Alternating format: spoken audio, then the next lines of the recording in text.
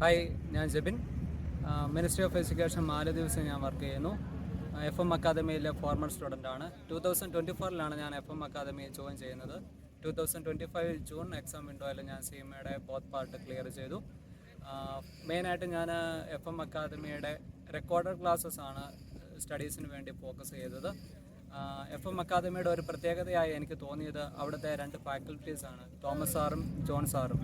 They are highly qualified, experienced and dedicated to teaching profession.